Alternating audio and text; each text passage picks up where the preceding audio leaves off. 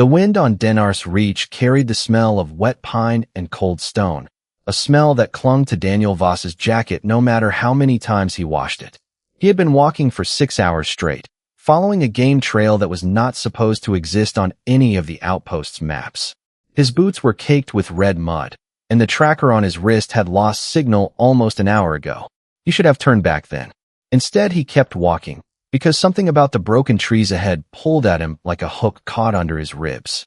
Daniel was a scout and combat engineer for the small human outpost called Ridge Station, built on the edge of a frontier world that had never been properly mapped. The planet had been marked safe for settlement 3 years ago, but safe only meant that nothing had killed the survey team fast enough to send back a warning. Ridge Station held 60 people, a handful of drones, and one commanding officer named Grace Holloway, who liked her rules followed and her reports filed on time. Daniel was good at his job precisely because he never filed his reports on time. He liked to see things with his own eyes first. The broken trees turned out to be the edge of a valley, and the valley turned out to hold something Daniel had no name for. He stopped at the ridge line and stared down into a bowl of stone and green, where dozens of massive shapes moved between rock formations taller than any building at Ridge Station. His mind tried to call them lizards, then birds, then neither. They had wings folded along backs covered in overlapping scales that caught the afternoon light in shades of copper and deep blue. Some were the size of a shuttlecraft. Others, smaller and clumsier, tumbled and played near the larger ones like children chasing each other in a yard. He crouched low and pulled out his field recorder with shaking hands, not from fear, but from the strange thrill of being the first person to see something like this.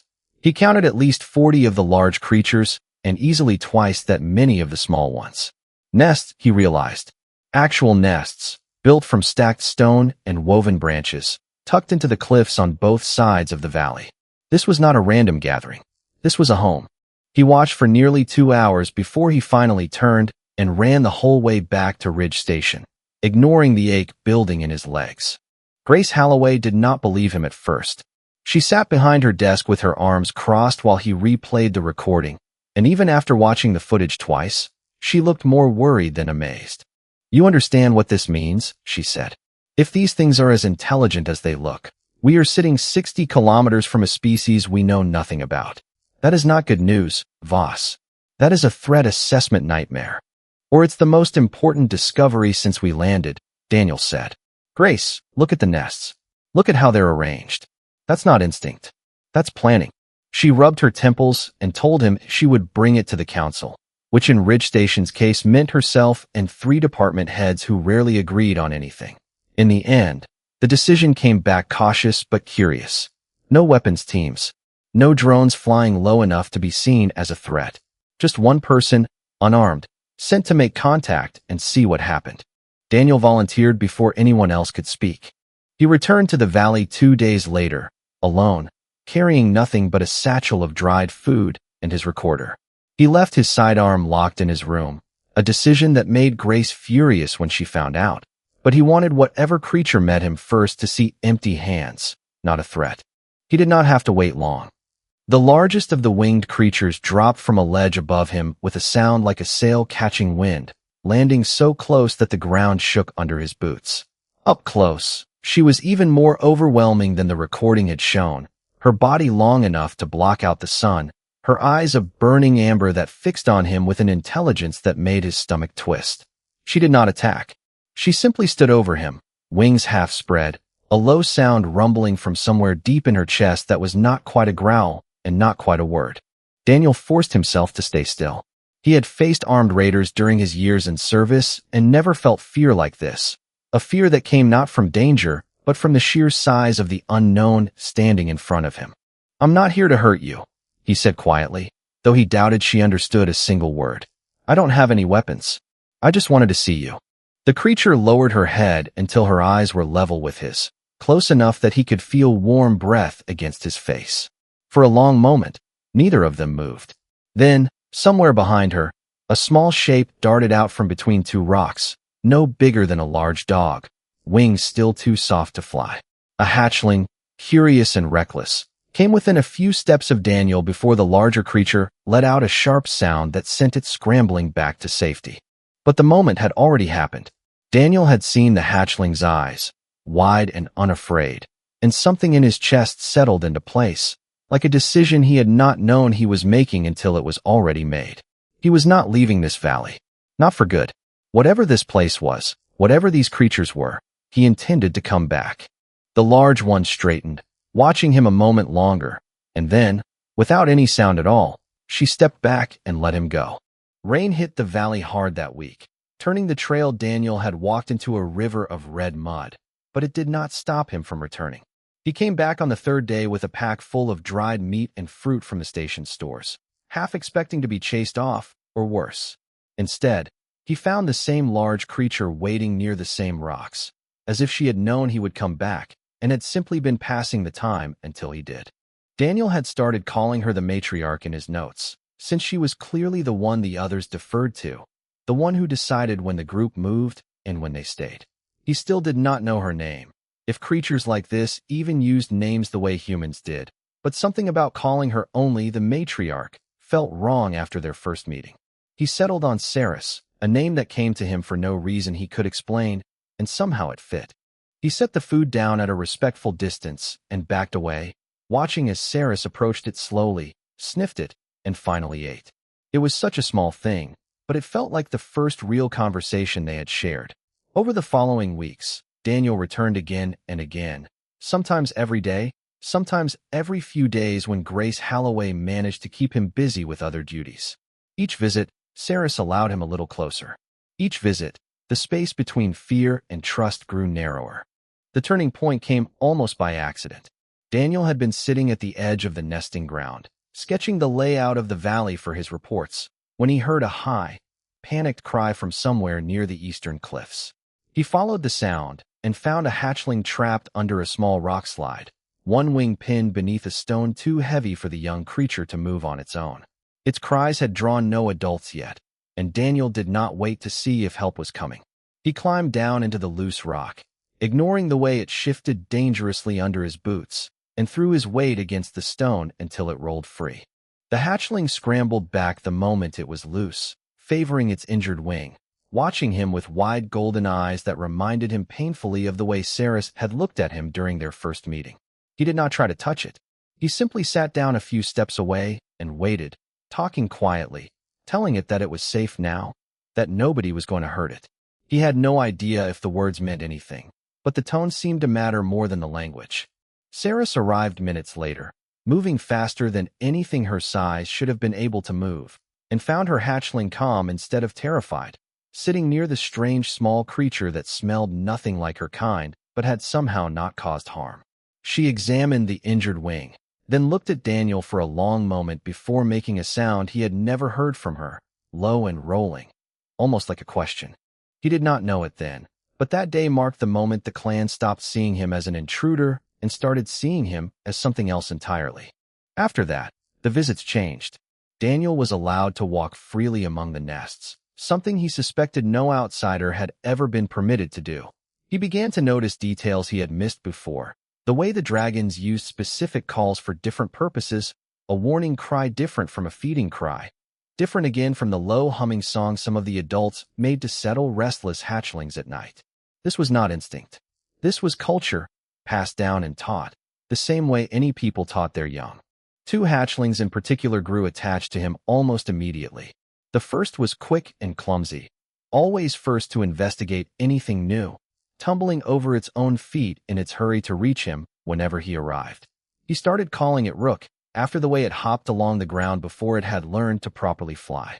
The second was quieter, more careful, watching him from a distance before slowly working up the courage to approach, and he named her Tavi. The two of them became fixtures of every visit, following him around the nesting ground, mimicking the way he walked, chewing curiously on the edge of his boots until he learned to keep them out of reach.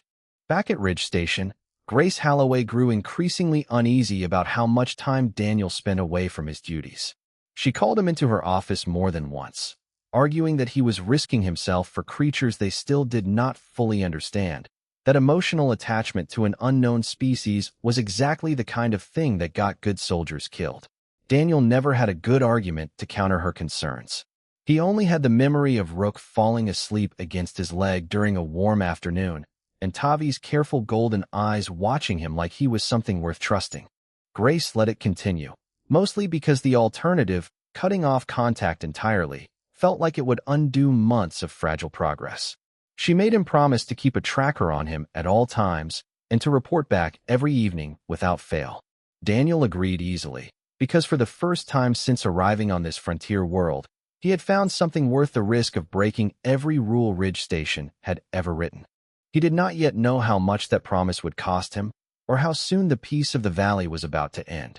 A warning drone came back damaged on a Tuesday morning, its outer casing scored with deep claw marks that had not come from anything in Ridge Station's records. Daniel was the one who found it, half buried in brush a few kilometers from the nesting valley, its camera feed corrupted but not completely destroyed. What little footage survived showed dark shapes moving through the trees in tight, coordinated groups, moving with a discipline that no wild predator would have shown. Grace Holloway watched the footage 3 times before she said anything at all. "That's not an animal pattern," she finally said. "That's a hunting formation." The species did not have a name in Ridge Station's database, so the science team gave them one out of necessity, calling them the Scarn after the harsh clicking sound picked up on the drone's damaged audio. Further scans over the following days painted a grim picture. The Scarn were spread across a wide stretch of territory to the east, and their numbers were larger than anything Ridge Station could hope to fight directly. Worse, their movement patterns showed a clear direction, drifting steadily westward, toward the very valley where Saris and her clan made their home. Daniel brought the news to Saris himself, though he had no way of knowing how much she truly understood beyond his tone and the images he sketched crudely in the dirt. She listened, motionless, her amber eyes fixed on the drawing of shapes converging on a circle that represented the nesting ground. When he finished, she let out a long, low sound that seemed to carry through the whole valley, and one by one, the other adults began to gather. It was only then that Daniel understood the true danger of the timing. Most of the clan's strongest flyers were gone, away on a seasonal migration to feeding grounds several days' flight to the north, a journey that happened every year at this time and could not be called back quickly. What remained in the valley were the elder dragons, too old or too injured to make the long journey, along with dozens of eggs still unhatched and hatchlings too young to fly, including Rook and Tavi. Daniel returned to Ridge Station that night and went straight to Grace Holloway's office without bothering to knock. He laid out everything: the drone footage, the Scarn's direction of travel, and the vulnerable state of the nesting valley. He asked for a strike team, weapons, anything Ridge Station could spare to help defend a species that had, in his eyes, become something close to family. Grace did not answer immediately. She stood at her window for a long time, looking out at the darkened tree line, weighing the safety of 60 human lives against a promise made to creatures they had known for only a few months. "I can't justify sending armed personnel to die for another species' territory dispute," she said finally. "Command would never approve it. And honestly, Daniel, I'm not sure I can either." "This isn't a territory dispute," Daniel said. "This is a massacre waiting to happen. If the Scarn hit that valley while most of the adults are gone, they will wipe out every hatchling and every egg in a matter of hours. Rook and Tavi are down there, Grace. I am not going to sit here and do nothing." Something in his voice must have reached her, because her expression softened just slightly, the way it did on the rare occasions she let herself remember she was leading people, not just managing a station. She was quiet for a long moment before she spoke again. "I can give you a small team. Volunteers only. I won't order anyone into this. And Daniel, understand that if this goes wrong, there is no rescue coming. We do not have the numbers to fight a war for a species that isn't ours." It was not the full support he had hoped for, but it was more than he expected, and it was enough. Word spread through Ridge Station fast, and by morning, 5 volunteers had stepped forward, engineers and security personnel who had grown fond of Daniel's stories about the valley, or who simply believed that standing by while something was slaughtered was not a choice they could live with. They spent the day preparing what equipment they could carry, demolition charges, portable barriers, anything that might buy time against a numerically superior enemy. Daniel returned to the valley that evening to warn Saris that help was coming. though he knew in his heart that 6 humans with limited gear would not be enough to stop a full Skarn raiding force. He found Rook and Tavi curled together near the base of a rock formation, oblivious to the danger closing in around them. And for a moment, he simply sat beside them, letting Tavi rest her head against his knee the way she always did when she felt safe. He did not tell them what was coming. There was no way to explain it, and even if there had been, he was not sure he wanted them to understand yet. Instead, he stayed until the stars came out, memorizing the shape of the valley in the dark, the sound of Ceres moving among the nests, checking on eggs one by one with a gentleness that seemed impossible for something so large. Somewhere to the east, the Skarn were closing the distance, and there was no more time left to prepare. The attack came just before dawn, when the sky over the valley was still more gray than blue, and the air held that particular stillness that comes right before something terrible happens. Daniel felt it before he heard it. A change in the way the birds had gone silent. The way even Rook and Tavi stopped their morning tumbling and pressed close to the nearest rock wall, as if their bodies already understood what their minds could not yet name. Then the Skarn came out of the tree line in a wave. They moved low and fast, dozens of them, dark bodies built for speed rather than size, with too many limbs and mouths lined with teeth clearly meant for tearing through shell and scale alike. The elder dragons met them at the valley's edge, old bodies moving with a strength born of desperation. But even Daniel could see within the first few minutes that the numbers were wrong. For every Skarn brought down, 3 more slipped past to press deeper into the nesting ground.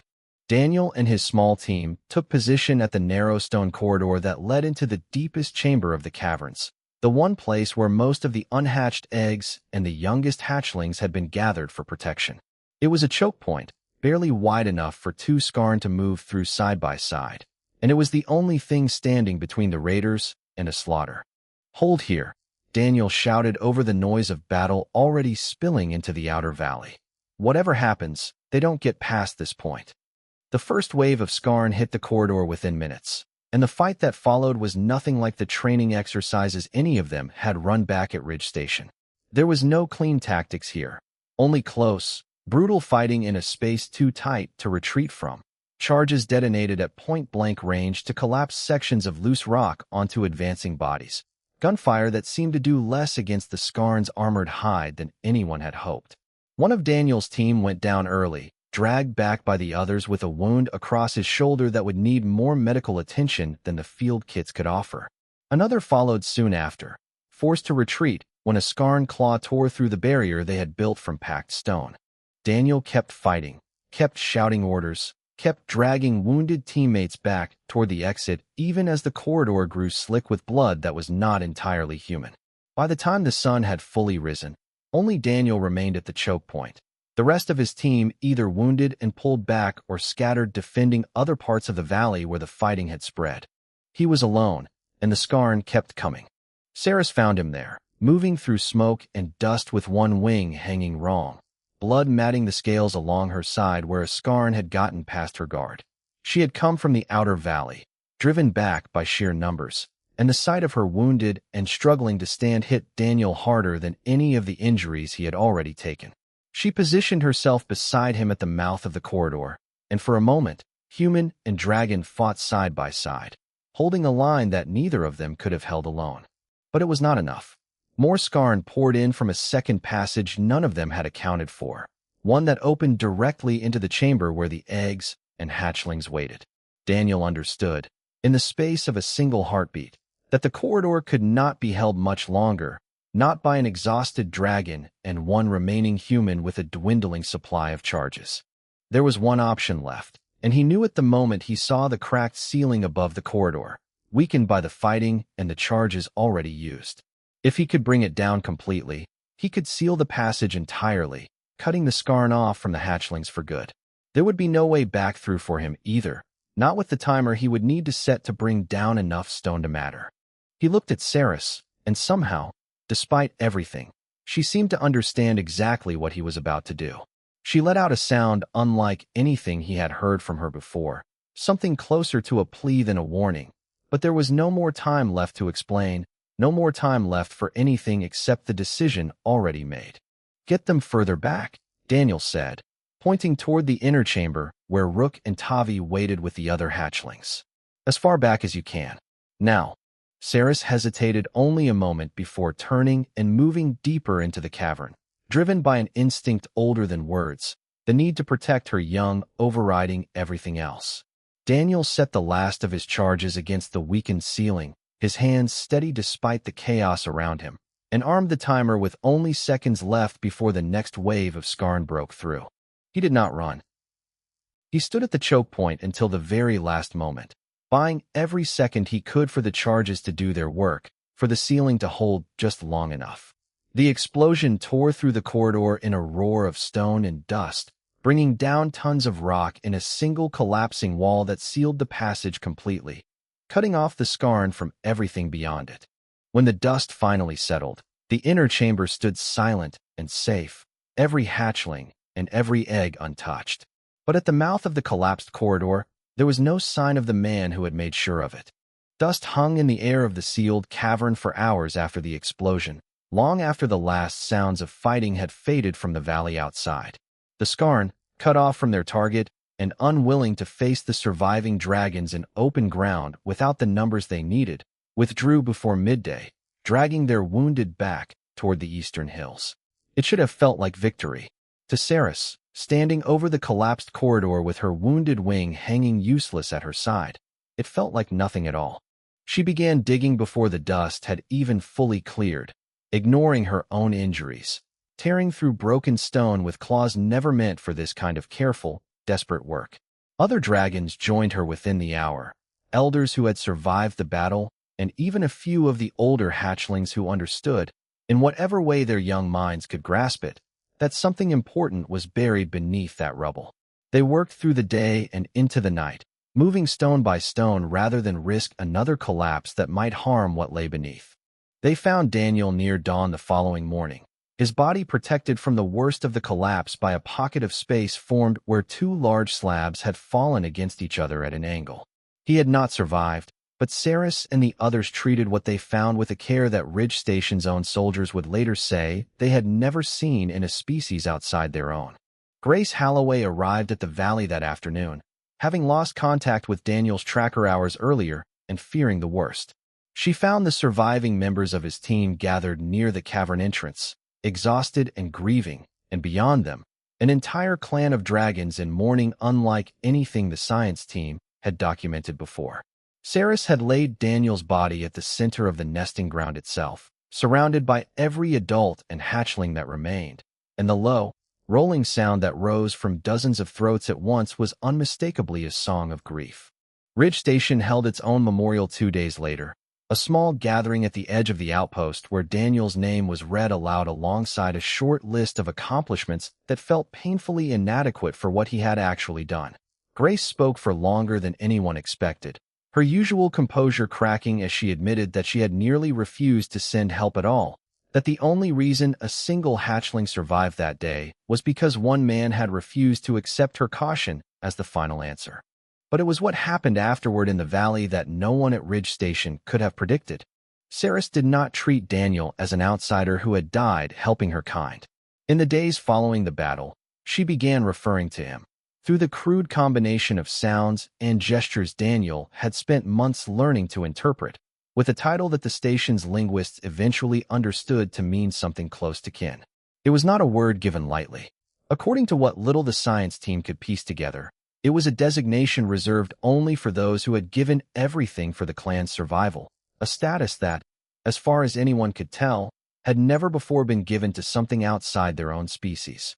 Rook and Tavi, now larger and quieter than they had been before the battle, refused to leave the collapsed corridor for weeks. They returned to it daily, sitting near the sealed stone as if waiting for something, and eventually, the elder dragons began carving into the rock face beside the collapse. It started as simple markings, but over the following months it grew into something far more deliberate, a detailed likeness of a man standing at the mouth of a passage, arms outstretched, as though holding back something the stone itself could no longer show. Word of what had happened spread beyond the valley faster than anyone at Ridge Station expected.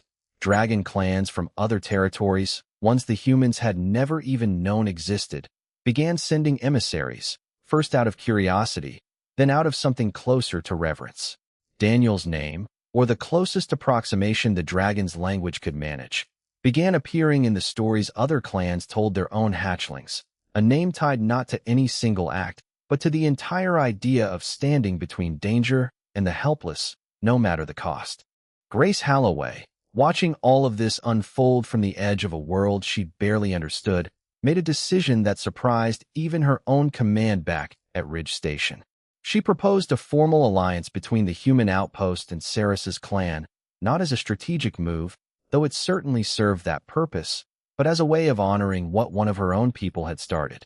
Saris, for her part, agreed almost immediately, marking the agreement with a ceremony held at the very site of Daniel's sacrifice, where humans and dragons stood together for the first time as something more than cautious strangers. None of it brought Daniel back. Grace knew that better than anyone, standing at that ceremony and feeling the absence of the one person who should have been there to see what his choice had built. But as she watched Rook and Tavi settle protectively near the carved likeness in the stone, she understood that some legacies were never meant to be measured by the length of a life, only by what that life managed to change before it ended. 20 years is not a long time by the standards of a dragon's life, but it was long enough to turn a battered nesting valley into something the old survivors of Ridge Station barely recognized when they visited it now. The corridor Daniel had collapsed still stood sealed, the stone carving beside it worn smooth in places from generations of hatchlings running their claws along its edges, but everything around it had grown into a settlement unlike anything on the frontier world before, a place where humans and dragons lived and worked within sight of each other, something that would have sounded impossible to anyone at Ridge Station on the day this all began. Rook was the one who greeted the shuttle when it landed at the valley's edge that morning, no longer the clumsy hatchling who used to trip over his own feet chasing after a man twice his current age, but too small to keep pace with him.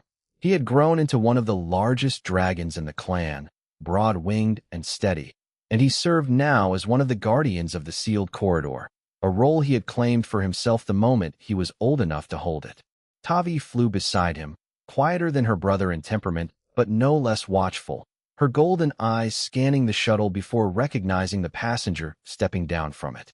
Grace Holloway moved slower than she used to, her hair fully gray now, her hands resting on a cane she had needed for the better part of the last 3 years.